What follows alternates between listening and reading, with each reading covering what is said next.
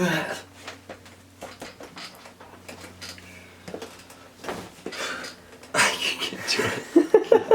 guys, welcome back to another video. I'm Doc. I got Alex Murphy here with me, and today we are joining another game jam. This game jam is basically themed to be a first-person game that we have to make. There isn't necessarily any other thing than that. It's a lot more relaxed, and we've got about 9 days to make it, and we'll probably only have about 4 or so of those days to actually get to work on it. But Alex, why don't you tell us a little bit about the idea we've come up with? So basically, the idea of the game we're thinking of is we're going to call it Calamar's Adventure, and you're a tiny little octopus, squid, alien, and you're coming in through the Milky Way galaxy, and you realize that your egg incubator is running out of batteries. So what you're going to do is you're going to end up landing on a TV broadcasting station. The idea is you're going to go through, you're going to try to solve puzzles and obstacles and figure out how to get around these people who are repairing the TV broadcasting station, and try to recharge the batteries so you can save your alien squid eggs.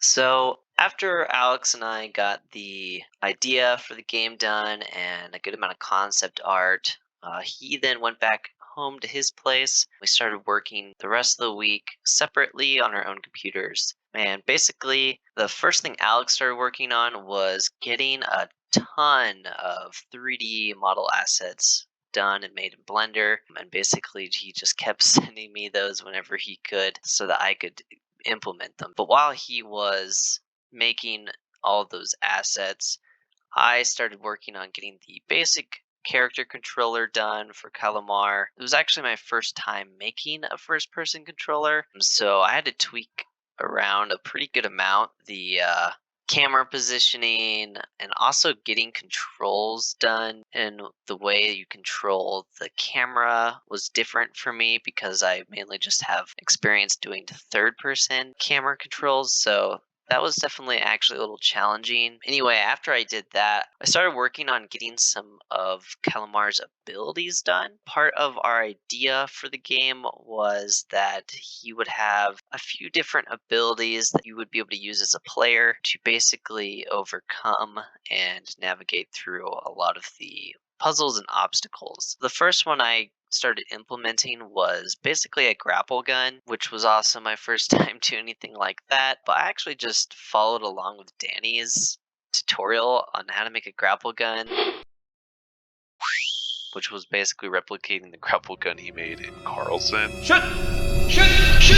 And then later, when I got the model for Calamar, I actually just changed how the grapple gun worked to where I was just extending the tip bone of Calamar's tentacles out to the position that I was targeting.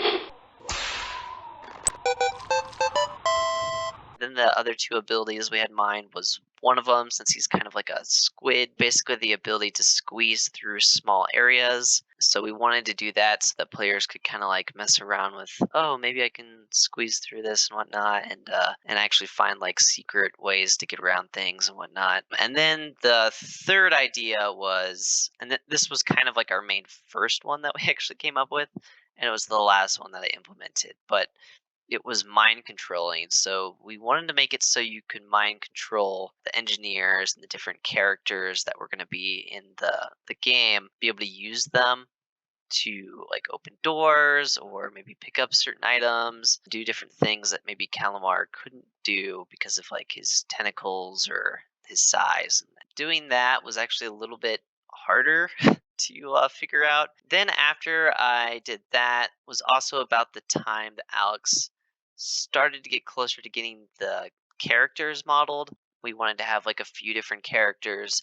So we had some concept art ideas for the engineers, computer desk nerd people, and like their supervisor, and then even the CEO of the place. Kind of looks like an evil KFC guy.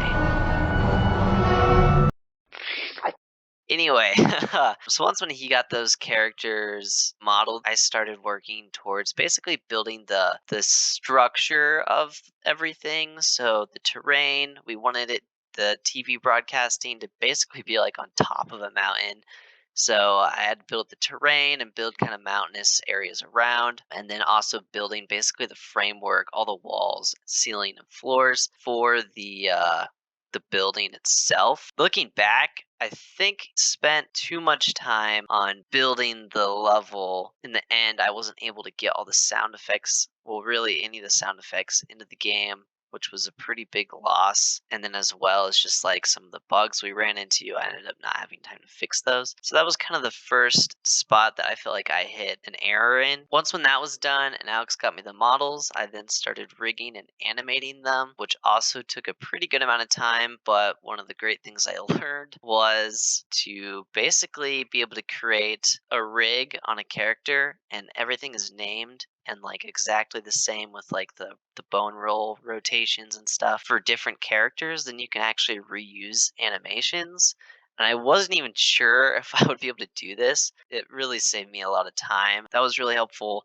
And then I tried to keep the animations for Calamar pretty simple, since the first person you wouldn't really see his animations that much. For this, I actually did get like the basic AI done, where they would be able to wander to different waypoints I could set up. Have things like idle, made it so that they had like a field of view and visions that if they saw you, they would like chase after you. And also made it so that if you got out of their vision, they would go to the last known position you were at. And then if they still didn't see you, they would just end up going back to their waypoints. Then it got implementing all the assets and stuff that Alex had sent me, and trying to make it really feel like this was a legitimate building, that you could kind of expect things to be the way they were and whatnot. So I spent a lot of time doing that and didn't get to spend enough time making puzzles. We wanted to make sure that the goal for the player was really clear and what the story was really clear.